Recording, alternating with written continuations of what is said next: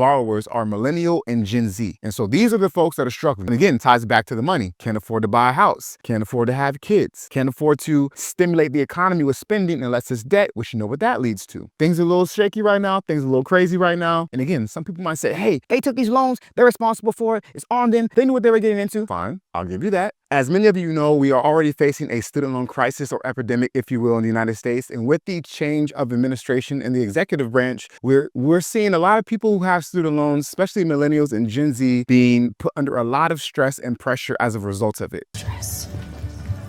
Now I'm stressed.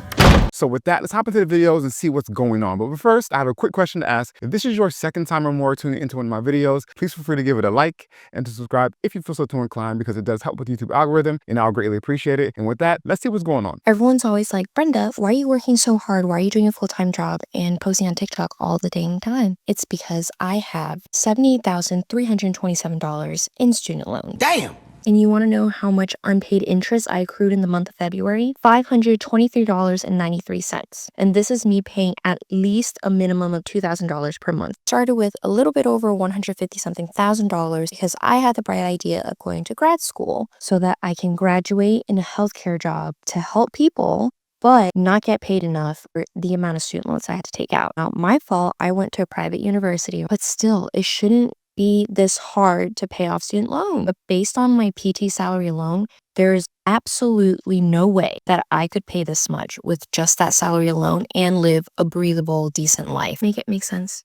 So she sounds like she went down a smart route. You know, you talk about return on investment, ROI, and she became a physical therapist. And, you know, to become a lot of these healthcare careers, physical therapy, nursing, obviously becoming a medical doctor, it costs a lot of money up front. So she went to school, she did the right thing. She went into a profession that should give her a good paying job after, which it did. But she has so much student loans that she's still drowning and struggling. And that's what, and by the way, I'll give her credit because she said she had $150,000 to start. She's down to 78 and some change. So she's done pretty well. That's good. But let's keep on going and see what else is happening, because in her case, it's bad, but I've heard worse. We're about to find out. You want to see something fun? This is a screenshot of my husband's student loan account. He was a part of the SAVE plan, and you can see he consolidated his loans, applied for the SAVE plan, started in 2023. The first 12 payments were based on previous year's tax return. It was income driven. And our payment was $500. His payment was low. It was really low. Great. And accruing interest each month was about $2,000. So that means that with the SAVE plan, he could pay $500 a month, and the $1,500 extra of interest would not be added onto his balance, but it would be subsidized. So it would not be increasing in the balance. He would just have to pay that, and the rest was subsidized, which was amazing. Now, with it being done away with, his new payment is $5,000. And I believe that's based on a 10-year repayment.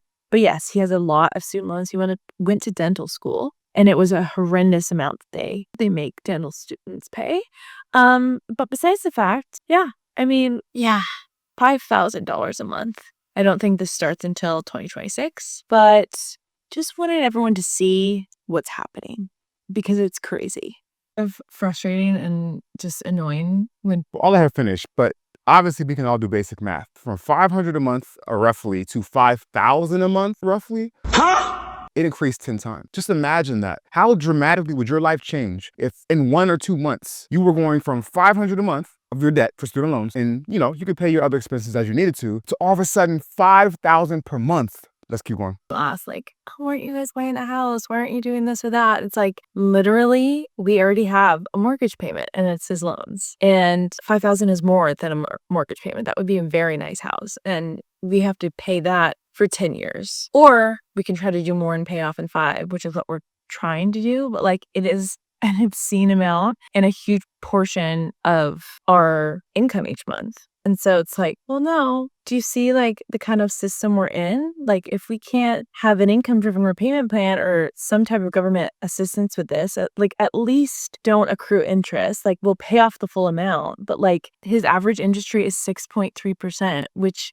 with the balance he has is thousands of dollars of interest accruing a month. So it's hard to even get on top of it and pay down principal unless you're putting like $7,000 a month towards the loans. And so, yeah, I mean, that's what we're going to be doing the next 5 to 10 years and also investing in other things if we can. And I will prioritize that. But yeah, I mean, we're not going to buy a house Are you kidding?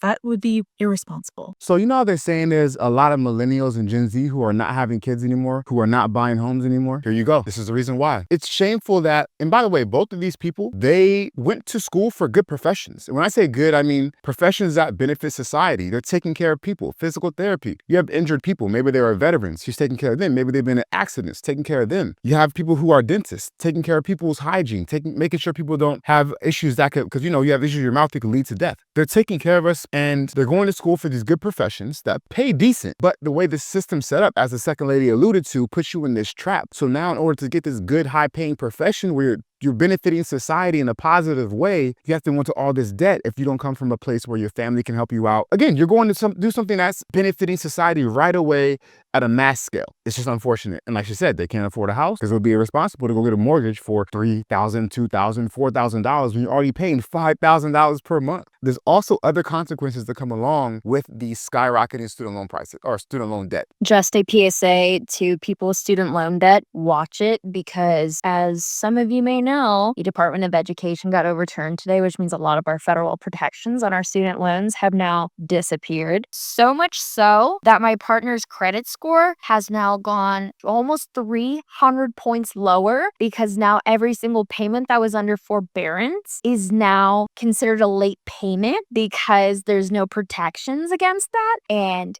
your student loans and loans can now go against your credit scores. So keep an eye on it. Let's not pretend that the world isn't going to shit anymore. Sorry to cause panic, but watch your stuff because you could seriously be fucked. We are now owed. Okay, so I'll say this before I get into further conversation. If you took out student loans, you should take them out with the idea that you're going to pay them back. I'll say that first and foremost. Don't tell me what to do. Some people go to school, they get these loans out with the idea that, okay, they'll be forgiven or somehow I won't have to pay them back. It's called a loan for a reason. Loans are meant to be repaid. That's first thing. But with that being said, there is a benefit to having these federal programs that help people who have these significant amounts of loans to get by with daily living while paying their loans off. Again, going back to the first two people, you go to school for something like a doctor, an attorney, an engineer, a nurse, a physical therapist, a teacher. You have all this debt. It's putting you behind the 8 ball. You're doing things that are benefiting society. It's good to have these federal loans or these federal programs, I should say, rather, that are helping you to manage your loans and to live your life, benefit society in other ways, like having children. It sucks to see people who go to school, who go to university to get these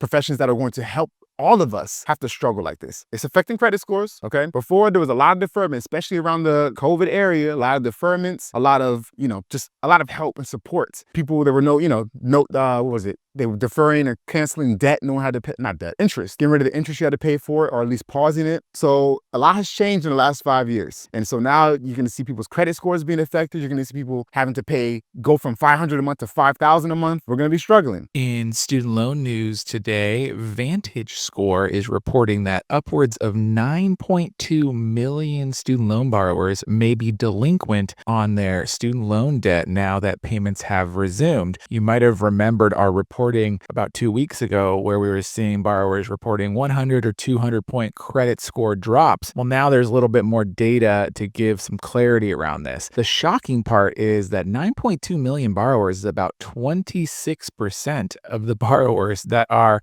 expected to be making student loan payments. So if you know, there's about 43 million federal student loan borrowers currently, but about 8 million of them are in the save forbearance. So they don't even count in this equation. That leaves about 36 million or so borrowers that should be making payments on their student loans right now. And the credit reporting bureau Vantage Score is saying about 9.2 million are delinquent. Oh, times are tough. This administration is not playing. Listen, this channel is not political at all. So whatever your views are on the current administration are your views and you're entitled to have them. Me personally, I'm looking at everything from strictly a financial perspective. And when it comes to the finances of the situation, number one, people's student loans are kicking them in the ass because now they're increasing as a result of things that are changing with their current administration, and their credit scores are being affected, obviously, as was talked about in a couple of these clips. And a lot of the people who hold the most student loan debt, because he was dropping numbers in this, most of the people who hold the student loan debt are Gen Z and millennial borrowers. Let's take a quick look and see what the numbers are on that, actually. I'm kind of curious. So apparently, Millennials hold a larger share of outstanding student loan debt than Gen Z. Millennials hold about 39.9% of the student loans. 40%, almost we're nearing half. And once you throw in Gen Z borrowers, now you're talking about 28.2%. So altogether, you're looking at about 60, a little over 68%, right? That's more than 2/3. Student loan borrowers are millennial and Gen Z. And so these are the folks that are struggling. The younger folks are struggling. And again, it ties back to the money. Can't afford to buy a house. Can't afford to have kids. Can't afford to stimulate the economy with spending unless it's debt, which you know what that leads to. Things are a little shaky right now. Things are a little crazy right now. And again, some people might say, hey, they took these loans. They're responsible for it. It's on them. They knew what they were getting into. Fine, I'll give you that. However, a lot of these people were not educated. And again, is that their fault? Is that your fault as a taxpayer? Is that my fault as a taxpayer? Should we be paying for that? Not necessarily, but I do think that we need to find some way to improve the system. With that being said, if you made it this far in the video, I really appreciate it. Feel free to give the video a like,